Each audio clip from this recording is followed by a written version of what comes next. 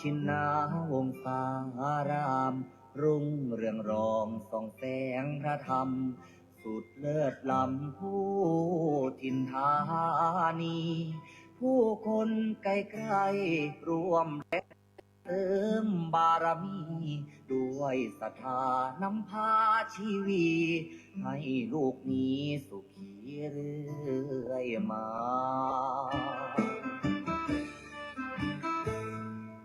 น้อมว่า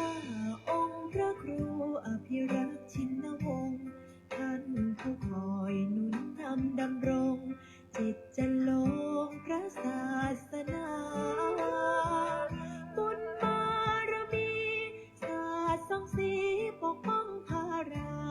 สั่งสอนธรรมเหล่าปวงศรัทธาเทศนาพ้นวัฏฏะสงสาร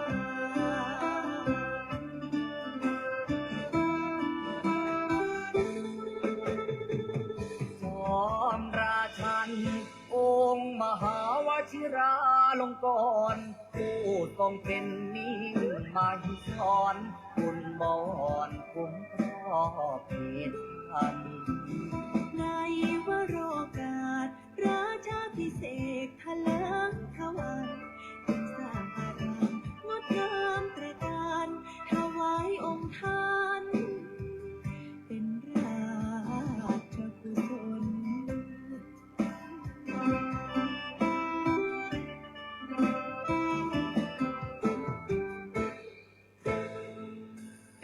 วัดป่าพุทธ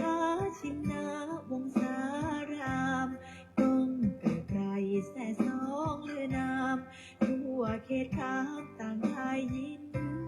ยนต์ศูนย์รวมจิตใจสุดเลื่อมใสในดวงกมลของศรัทธาเหล่าสาธุชนสุขเลิศล้นบ่มี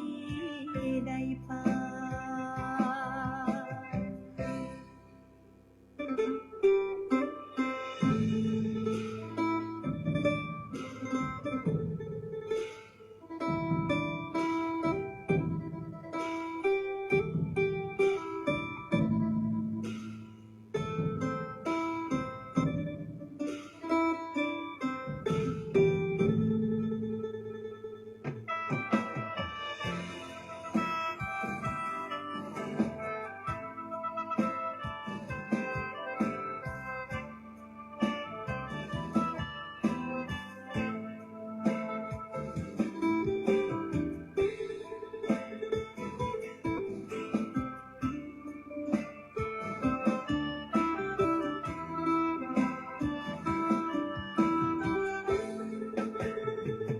จอมราชันองค์มหาวชิราลงกรณ์ผู้ทรงเป็นนิ่งมาหิสอนบุญบอนคุ้มครอบเหตุพันในวโรกาสราชาพิเศษทะเลิงทวันจึงสร้างอารามงดงามตระการถวายองค์ท่านเป็นราชกุศล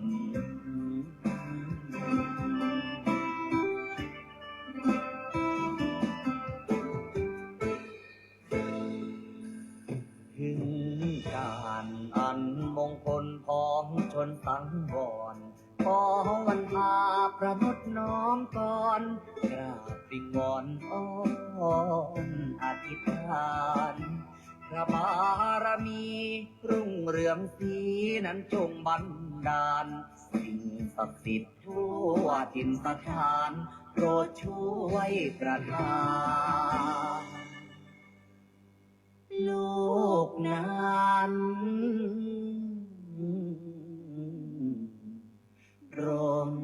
เย็น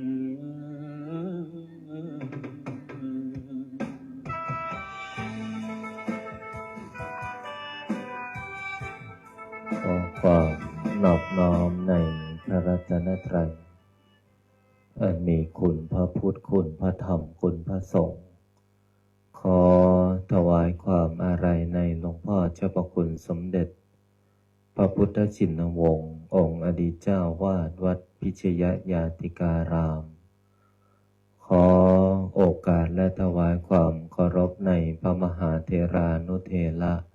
เพื่อนกัลยาณมิตรเพื่อนกัลยาณธรรมทุกรูปทุกท่านขอความสุขความสวัสดีจงบังเกิดมีแก่ญาติโยมญาติธรรมโลกหลานหม่นมหาจักรพรรดิทุกท่านทุกคนที่ได้มาพร้อมจิตตั้งใจในการสวดมนต์แล้วก็ขออนุโมทนาเอาละต่อจากนี้ขอให้พวกเราพร้อมจิตตั้งใจสวดมนต์ในวันนี้ได้พร้อมเพียงกันพุทธังชีวิตังเมปุเชมิธัมมังชีวิตังเมปุเชมิสังฆังชีวิตังเมปุเชมิพุทธังวันทามิธัมมังวันทามิสังฆังวันทามิคูปัญชาอาจาริยคุณังวันทามิมาตาปิตุคุณังวันทามิภาไตรสิกขาคุณังวันทามินะโมตัสสะภะคะวะโตอะระหะโตสัมมาสัมพุทธัสสะนะโมตัสสะภะคะวะโตอะระหะโตสัมมาสัมพุทธัสสะนะโมตัสสะภะคะวะโตอะระหะโตสัมมาสัมพุทธัสสะพุทธังสรณังคัจฉามิธัมมังสรณังคัจฉามิสังฆังสรณังคัจฉา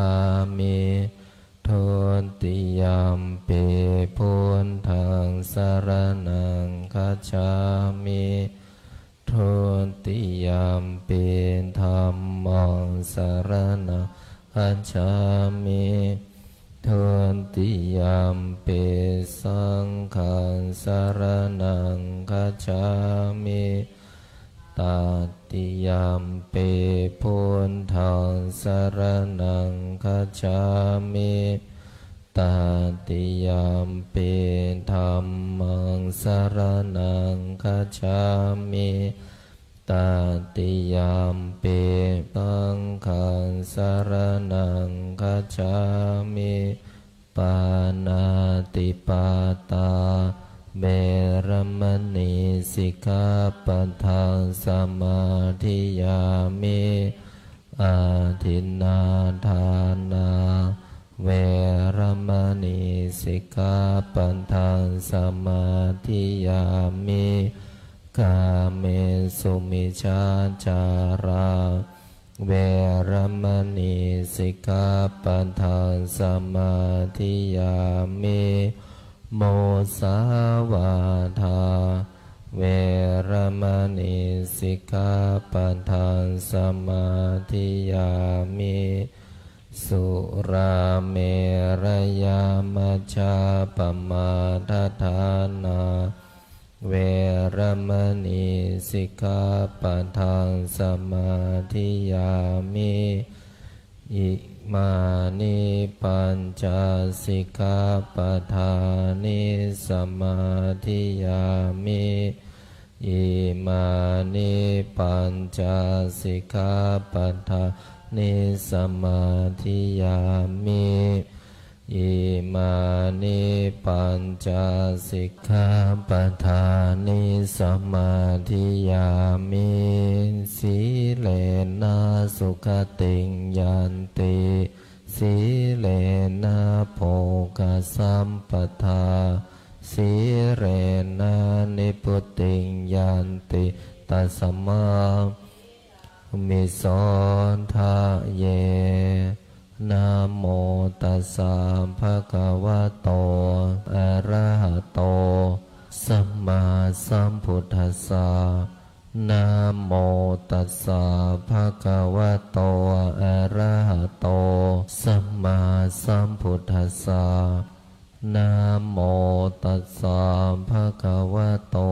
อะระหะโตสัมมาสัมพุทธัสสะพุทธังอาราธนานังกโรมิธัมมังอาราธนานังกโรมิสังฆังอาราธนานังกโรมินะโมโพธิสัตโตอาคันติมายาอิติภควานะโมโพธิสัตโตอาคันติมายาอิติภควานะโมโพธิสัตโตอาคันติมายาอิติภควานะโมโพธิสัตโตพรหมปัญโยนะโมโพธิสัตโตพรหมปัญโยนะโมโพธิสัตโตพรหมปัญโยโยโทโสโมหะจิตเตนาภูนทสมิงปาปะกะโตมายากามะทะเมกะตังโท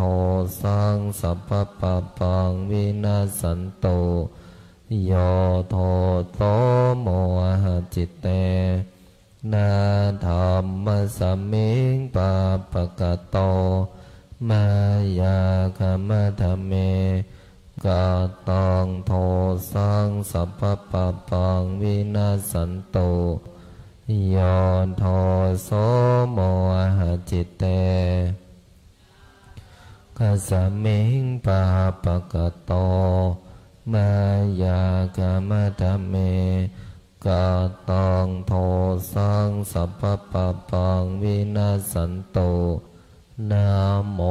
ตัสสะภะคะวะโตอะระหะโตสัมมาสัมพุทธัสสะนะโมตัสสะภะคะวะโตอะระหะโตสัมมาสัมพุทธัสสะนะโมตัสสะภะคะวะโตอะระหะโตสัมมาสัมพุทธัสสะ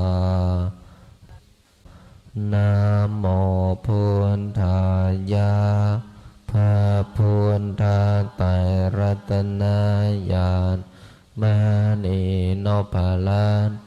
สิสหัสสะสุธรรมาพุทโธธัมโมสังโฆยะถาพุทโมนะพุทธบูชาธัมมบูชาสังฆบูชาอาคิทานังวารังคันทังสิวารินจมหาเทลังอาหังวันทามิทุระโตอาหังวันทามิธาตุโยอาหังวันทามิสัพพะโตพุทธานธรรมสังฆปุญเชมินะโมพุทธายะพระพุทธไตรรัตนญาณมณีโนภาลันสิสหัสสะสุธรรมาพุทโธธัมโมสังโฆยะถาพุทโมนะพุทธบูชาธัมมบูชาสังฆบูชาอาคิทานังวารังคันทังสิวาริจมหาเทลังอาหังวันทามิทุระโตอาหังวันทามิธาตุโยอาหังวันทามิสัพพะโตพุทธานธรรมสัง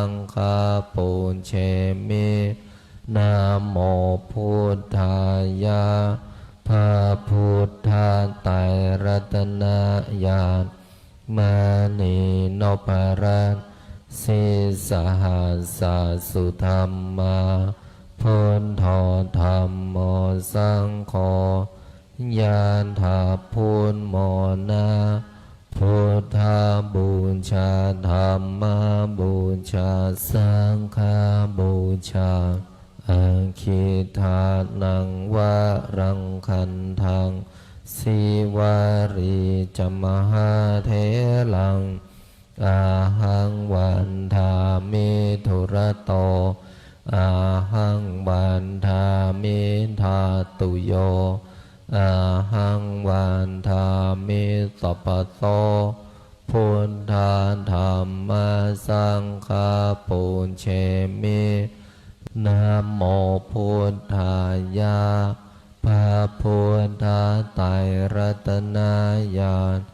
มานีนพลัตน์สิสหัสสะสุธรรมาพุทโธธัมโมสังโฆยะถาพุทโมนาพุทธาบูชาธัมมาบูชาสังฆาบูชาอาคิทานังวะรังคันทังสิวาริจมหาเถลังอาหังวันทามิธุระโตอาหังวันทามิทาตุโยอาหังวันทามิสัพพโสพุทธาธัมมาสังฆาปุญเชมินะโมพุทธายะพระพุทธไตรรัตนญาณมานีนพรัตน์สิสหัสสะสุธรรมาพุทโธธัมโมสังโฆยานถาพุทโมนาพุทธาบูชาธัมมาบูชาสังฆาบูชาอาคิทานังวะรังคันทังสิวาริจมหาเถลังอาหังวันทามิธุระโตอาหังวันทามิทาตุโย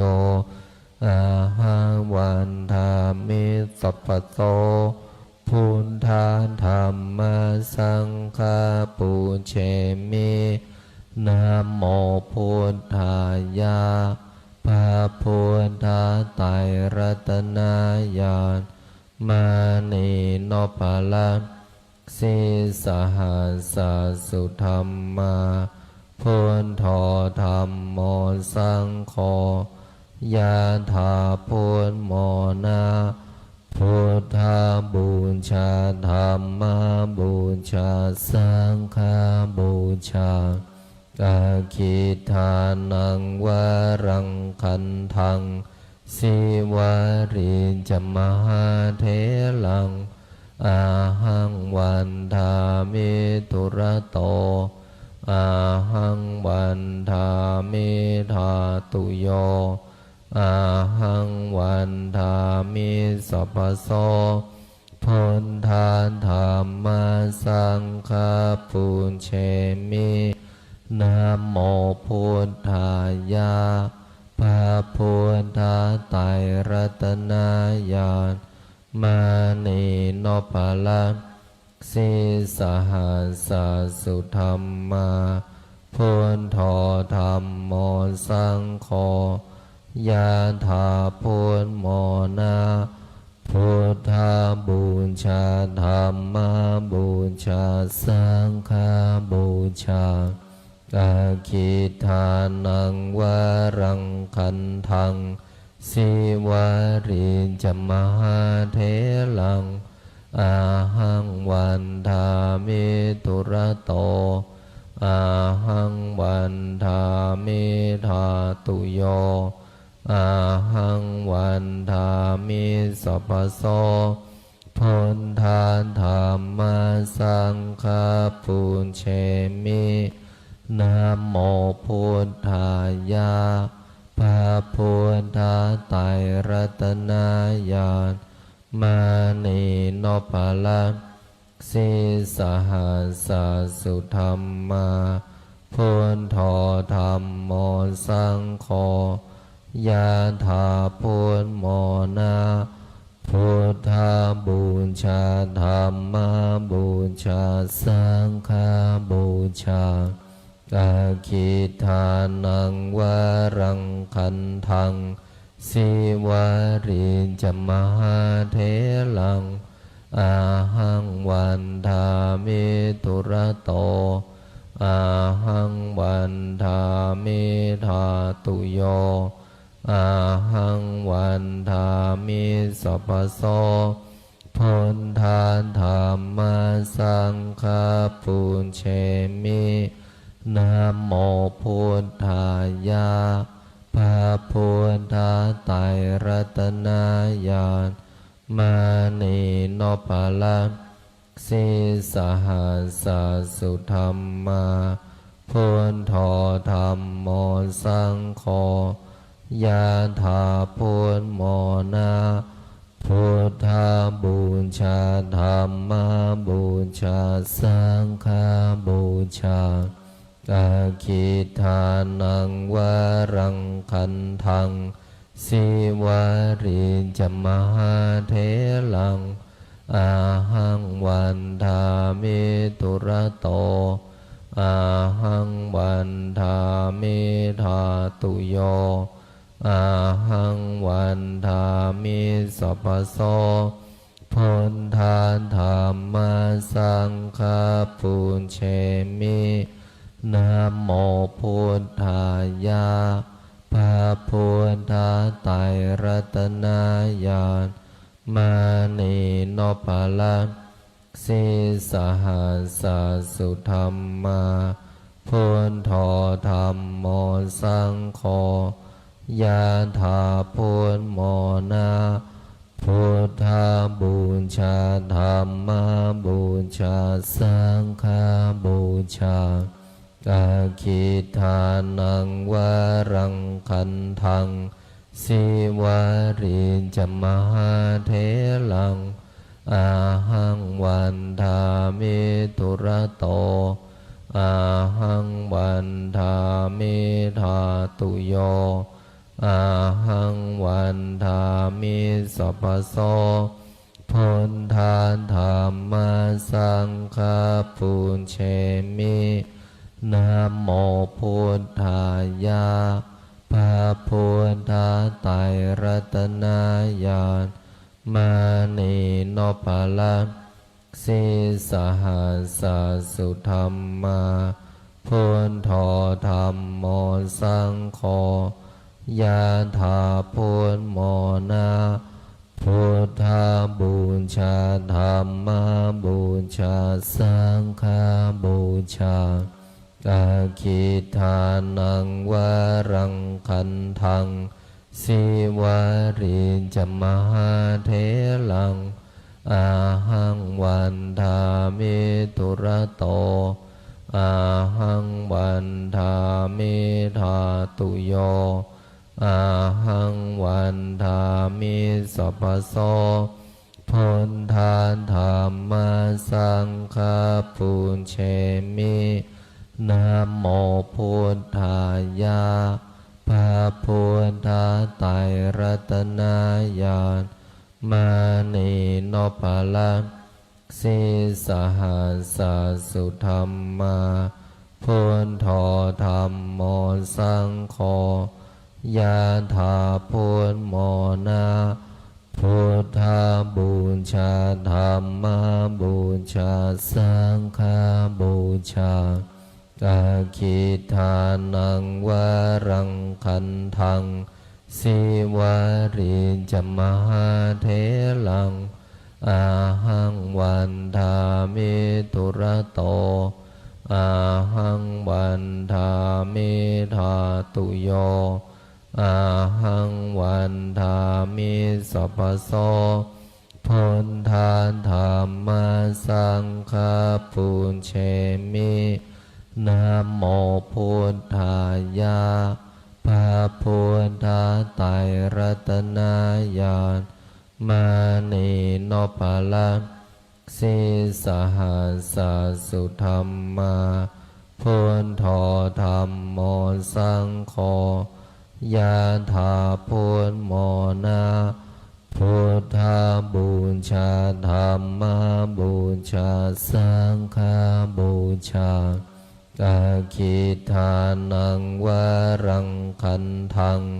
สิวาริจมหาเถลังอาหังวันทามิตุระโตอาหังวันทามิธาตุโยอาหังวันทามิสัพพโสพุทธาธัมมาสังฆาปุญเชมินะโมพุทธายะพระพุทธไตรรัตนญาณ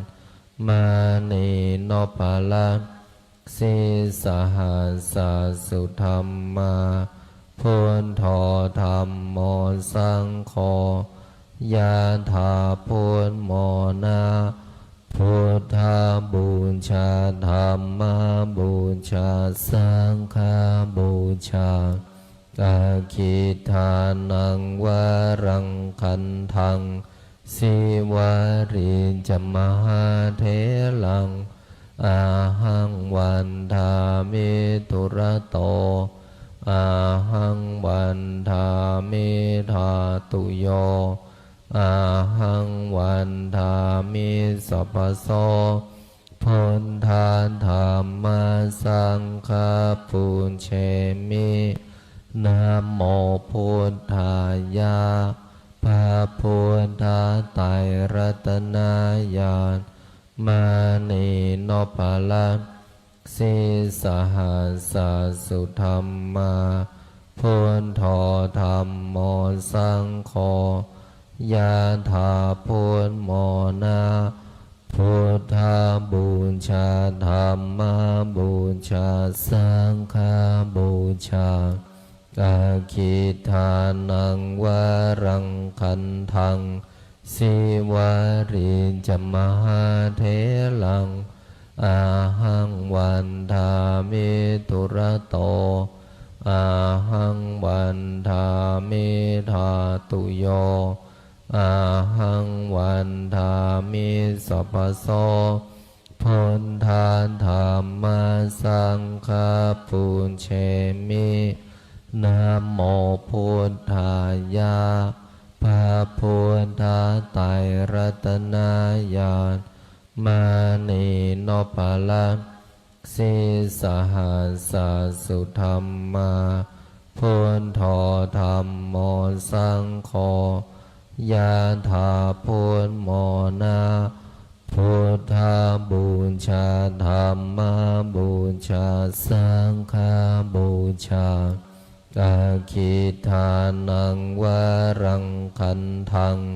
สิวาริจมหาเถลังอาหังวันทามิตุระโตอาหังวันทามิธาตุโยอาหังวันทามิสัพพโสพุทธาธัมมาสังฆาปุญเชมินะโมพุทธายะพระพุทธไตรรัตนญาณมานีโนปาลังสิสหัสสุธรรมาพุทโธธัมโมสังโฆยะถาพุทโมนาพุทธาบูชาธัมมาบูชาสังฆาบูชากาคิทานังวารังคันทังสิวาริจมหาเถลังอาหังวันทามิตุระโตอาหังวันทามิธาตุโยอาหังวันทามิสัพพโสพุทธาธัมมาสังฆาปุญเชมินะโมพุทธายะพระพุทธไตรรัตนญาณมานีโนปาลังสิ สิสหัสสุธรรมาพุทโธธัมโมสังโฆยะถาพุทโมนาพุทธาบูชาธัมมาบูชาสังฆาบูชาอาคิทานังวารังคันทังสิวาริจมหาเถลังอาหังวันทามิทุระโตอาหังวันทามิธาตุโยอาหังวันทามิสัพพโสพุทธาธัมมาสังฆาปุญเชมินะโมพุทธายะพระพุทธไตรรัตนญาณ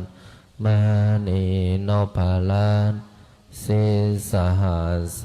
สุธรรมาพุทโธธัมโมสังโฆยะถาพุทโมนาพุทธาบูชาธัมมาบูชาสังฆาบูชาอาคิทานังวารังคันทังสิวาริจมหาเถลังอาหังวันทามิทุระโตอาหังวันทามิธาตุโยอาหังวันทามิสัพพโสพุทธาธัมมาสังฆาปุญเชมินะโมพุทธายะพระพุทธไตรรัตนญาณมานีโนภารันสิสหัสสุธรรมาพุทโธธัมโมสังโฆยะถาพุทโมนาพุทธาบูชาธัมมาบูชาสังฆาบูชาอาคิทานังวารังคันทังสิวาริจมหาเถลังอาหังวันทามิทุระโตอาหังวันทามิธาตุโยอาหังวันทามิสัพพโสพุทธาธัมมาสังฆาปุญเชมินะโมพุทธายะพระพุทธไตรรัตนญาณมานีโนภารันสิสหัสสุธรรมาพุทโธธัมโมสังโฆยะถาพุทโมนาพุทธาบูชาธัมมาบูชาสังฆาบูชาอาคิทานังวารังคันทังสิวาริจมหาเถลังอาหังวันทามิทุระโตอาหังวันทามิธาตุโยอาหังวันทามิสัพพโสพุทธาธัมมาสังฆาปุญเชมินะโมพุทธายะพระพุทธไตรรัตนญาณมานีโนภาลันสิสหัสสุธรรมาพุทโธธัมโมสังโฆยะถาพุทโมนาพุทธาบูชาธัมมาบูชาสังฆาบูชาอาคิทานังวารังคันทังสิวาริจมหาเถลังอาหังวันทามิทุระโตอาหังวันทามิธาตุโยอาหังวันทามิสัพพโสพุทธาธัมมาสังฆาปุญเชมินะโมพุทธายะพระพุทธไตรรัตนญาณมานีโนภารัน สิสหัสสสุธรรมาพุทโธธัมโมสังโฆยานถาพุทโมนาพุทธาบูชาธัมมาบูชาสังฆาบูชาอาคิตานังวารังคันทังสิวาริจมหาเถลังอาหังวันทามิทุระโตอาหังวันทามิธาตุโยอาหังวันทามิสัพพโสพุทธาธัมมาสังฆาปุเชมินะโมพุทธายะพระพุทธไตรรัตนญาณมานีโนปะละสิสหัสสสุธรรมาพุทโธธัมโมสังโฆยะถาพุทโมนาพุทธาบูชาธัมมาบูชาสังฆาบูชาอาคิทานังวารังคันทังสิวาริจมหาเถลังอาหังวันทามิทุระโตอาหังวันทามิธาตุโยอาหังวันทามิสัพพโสพุทธาธัมมาสังฆาปุเชมินะโมพุทธายะพระพุทธไตรรัตนญาณมานีโนปะละสิสหัสสสุธรรมาพุทโธธัมโมสังโฆยะถาพุทโมนาพุทธาบูชาธัมมาบูชาสังฆาบูชาอาคิทานังวารังคันทังสิวาริจมหาเถลังอาหังวันทามิทุระโตอาหังวันทามิธาตุโยอาหังวันทามิสัพพโสพุทธาธัมมาสังฆาปุเชมินะโมพุทธายะพระพุทธไตรรัตนญาณมานีโนปะละสิสหัสสสุธรรมาพุทโธธัมโมสังโฆยะถาพุทโมนาพุทธาบูชาธัมมาบูชาสังฆาบูชาอาคิทานังวารังคันทังสิวาริจมหาเถลังอาหังวันทามิทุระโตอาหังวันทามิธาตุโยอาหังวันทามิสัพพโสพุทธาธัมมาสังฆาปุเชมินะโมพุทธายะพระพุทธไตรรัตนญาณมานีโนปะละสิสหัสสสุธรรมาพุทโธธัมโมสังโฆยะถาพุทโมนาพุทธาบูชาธัมมาบูชาสังฆาบูชาอาคิทานังวารังคันทังสิวาริจมหาเถลังอาหังวันทามิทุระโตอาหังวันทามิธาตุโยอาหังวันทามิสัพพโสพุทธาธัมมาสังฆาปุเชมินะโม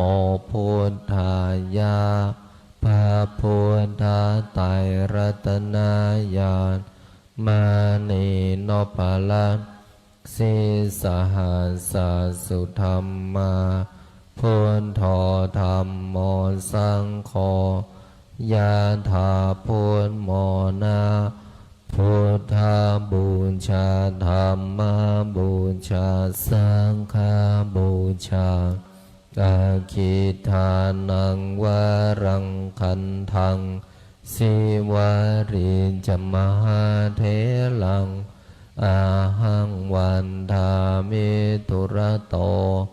อาหังวันทามิธาตุโยอาหังวันทามิสัพพโสพุทธาธัมมาสังฆาปุญเชมินะโมพุทธายะพระพุทธไตรรัตนญาณมานีโนภาลังสิสหัสสะสุธรรมาพุทโธธัมโมสังโฆยะถาพุทโมนาพุทธาบูชาธัมมาบูชาสังฆาบูชาอาคิทานังวารังคันทังสิวาริจมหาเถลังอาหังวันทามิตุระโตอาหังวันทามิธาตุโยอาหังวันทามิสัพพโสพุทธาธัมมาสังฆาปุญเชมินะโมพุทธายะพระพุทธไตรรัตนญาณมานีโนภาลังสิสหัสสะสุธรรมาพุทโธธัมโมสังโฆยะถาพุทโมนาพุทธาบูชาธัมมาบูชาสังฆาบูชาอาคิทานังวารังคันทังสิวาริจมหาเถลังอาหังวันทามิตุระโตอาหังวันทามิธาตุโยอาหังวันทามิสัพพโสพุทธาธัมมาสังฆาปุญเชมินะโมพุทธายะพระพุทธไตรรัตนญาณมานีโนภาลังสิสหัสสะสุธรรมาพุทโธธัมโมสังโฆยะถาพุทโมนาพุทธาบูชาธัมมาบูชาสังฆาบูชาอาคิทานังวารังคันทังสิวาริจมหาเถลังอาหังวันทามิตุระโตอาหังวันทามิธาตุโยอาหังวันทามิสัพพโสพุทธาธัมมาสังฆาปุญเชมินะโมพุทธายะพระพุทธไตรรัตนญาณมานีโนภาลังสิสหัสสะสุธรรมาพุทโธธัมโมสังโฆยะถาพุทโมนา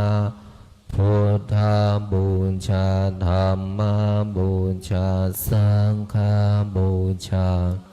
อาคิทานังวารังคันทังสิวาริจมหาเถลังอาหังวันทามิตุระโตอาหังวันทามิธาตุโยอาหังวันทามิสัพพโสพุทธาธัมมาสังฆาปุญเชมินะโมพุทธายะพระพุทธไตรรัตนญาณมานีโนภาลังสิสห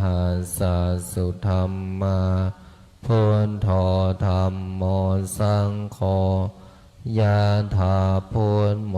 นาพุทธาบูชาธรรมบูชาสังฆบูชาอาคิทานังวารังคันทังสิวาริจมหาเทลังอาหังวันทามิทุระโต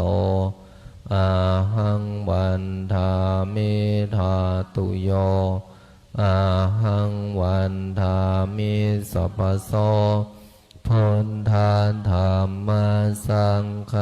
ปุญเชมินะโมพุทธายะพระพุทธไตรรัตนญาณมานีโนปะละสิสหัสสุธรรมาพุทโธธรรมโมสังโฆยะถาพุทโมนาพุทธาบูชาธรรมบูชาสังฆบูชาอาคิทานังวารังคันทังสิวาริจมหาเทลังอาหังวันทามิทุระโตอาหังวันทามิธาตุโยอาหังวันทามิสัพพโสพุทธาธรรมสังฆปุญเชมินะโมพุทธายะพระพุทธไตรรัตนญาณมานีโนปะละสิสหัสสุธรรมาพุทโธธรรมโมสังโฆยะถาพุทโมนาพุทธาบูชาธรรมบูชาสังฆบูชาอาคิทานังวารังคันทังสิวาริจมหาเทลังอาหังวันทามิทุระโตอาหังวันทามิธาตุโยอาหังวันทามิสัพพโสพุทธาธรรมสังฆปุญเชมินะโมพุทธายะพระพุทธไตรรัตนญาณมานีโนปะละสิสหัสสุธรรมาพุทโธธรรมโมสังโฆยะถาพุทโมนาพุทธาบูชาธรรมบูชาสังฆบูชาอาคิทานังวารังคันทังสิวาริจมหาเทลังอาหังวันทามิทุระโต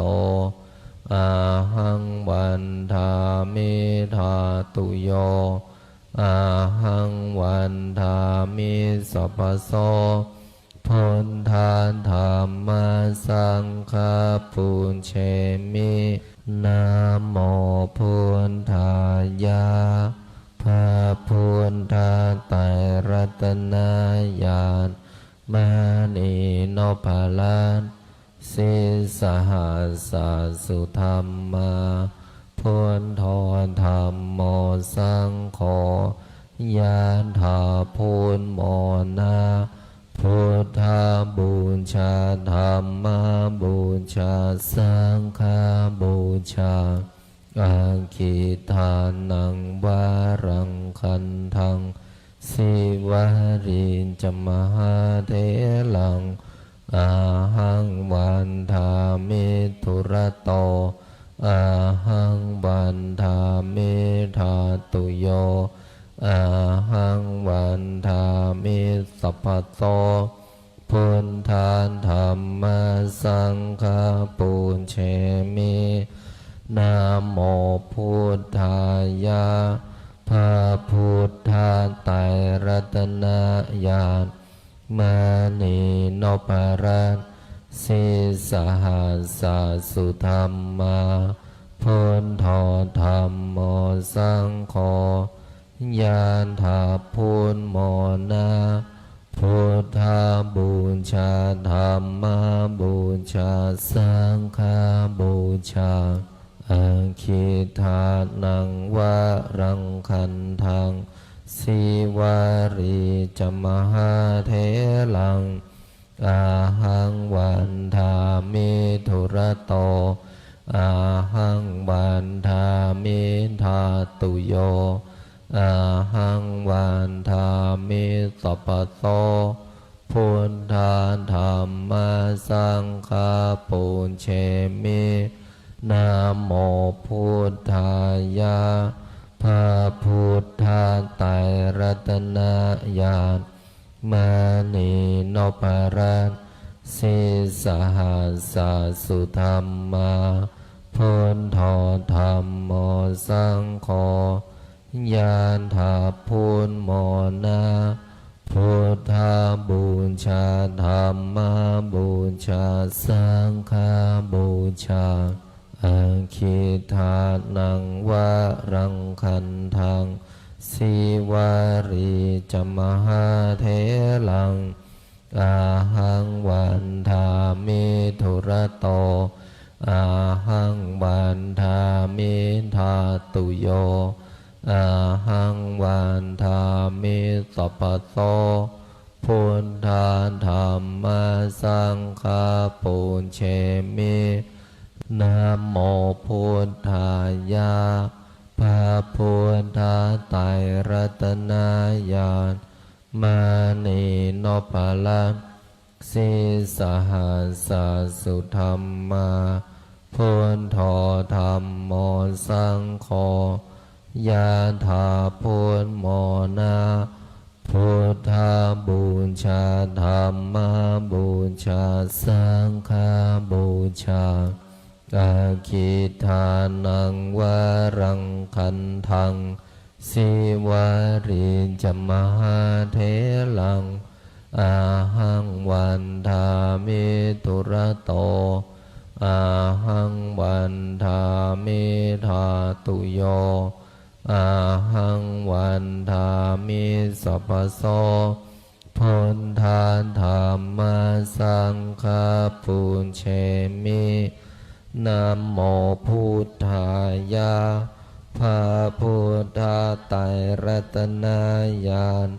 มานีโนปรัตสิสหัสสะสุธรรมาพุทโธธัมโมสังโฆยานถาพุนโมนาพุทธาบูชาธรรมบูชาสังฆบูชา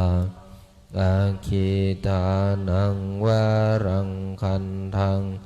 สิวารีจมหาเทลังอาหังวันทามิทุระโต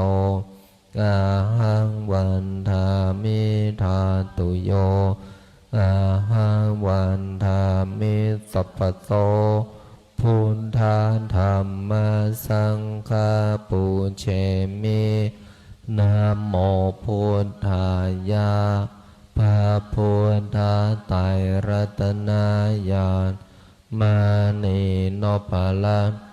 สิสหัสสะสุธรรมาพุทโธธัมโมสังโฆยะถาพุทโมนาพุทธาบูชาธรรมบูชาสังฆบูชาอาคิทานังวะรังคันทังสิวารีจมหาเทลังอาหังวันทามิทุระโตอาหังวันทามิทาตุโยอาหังวันทามิสัพพะโสพุทธาธัมมาสังฆาปุญเชมินะโมพุทธายะพระพุทธไตรรัตนญาณมานีโนปลัสสิสหัสสะสุธรรมาพุ พุทโธธัมโมสังโฆยะถาพุทโมนะพุทธาบูชาธรรมบูชาสังฆบูชาอาคิทานังวะรังคันทังสิวาริจมหาเทลังอาหังวันทาเมตุระโตอาหังวันทาเมธาตุโยอาหังวันทาเมสัพพโต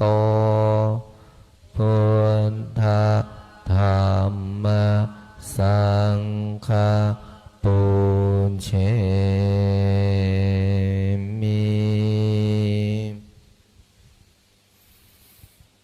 สัมเพพุทธาสัมเพธัมมาสัมเพสังฆาปะลาปัตตาปัจเจกานันจะยังพรังอรหันตานันจะเตเชนะราคัมพันธามิสัมภาโสสัพเพพุทธาสัมเพธัมมาสัมเพสังฆาพระปัตตาปัจเจกานันจะยังพรังอรหันตานันจะเตเชนะราคัมพันธามิสัมภาโสสัมเพพุทธาสัมเพธัมมาสัมเพสังฆาพละปันตาปัญเจกานันจะยังพรังอรหันตานันจะเตเชนะราคัมพันธามิสัมภาโสพุทธังอธิฐามิธัมมังอธิฐามิสังฆังอธิฐามิขออำนาจบุญกุศลที่เกิดจากการสวดมนต์บทมหาจักรพรรดิบุญใดกุศลใดที่สำเร็จแล้วจงประสิทธิประทานพรให้ลูกหลานมนต์มหาจักรพรรดิทุกท่านทุกคนจงมีแต่ความสุขความเจริญนึกคิดทำปรารถนาสิ่งใดขอให้สิ่งนั้นพันสำเร็จสมความปรารถนาทุกประการอีกทั้งขอให้ทุกคนอย่าอดอย่าอยากอย่ายากอย่าจนให้มั่งให้มีให้ร่ำให้รวยมีเงินมีทองเหลือกินเหลือเก็บเหลือใช้มีสุขภาพร่างกายที่แข็งแรงมีอายุขัยที่ยืนยาวถึง100 ปีทุกท่านทุกคนเทินขออนุโมทนากราบลาพระรัตนตรัยได้พร้อมเพียงกัน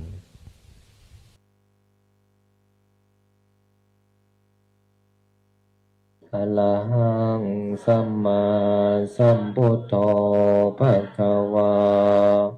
พุทธังภะคะวันตังอะภิวาเทมิสวากขา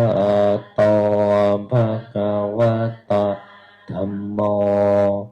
ธัมมังนามัสสามิสุปฏิปันโนภะคะวะโตสาวกสัง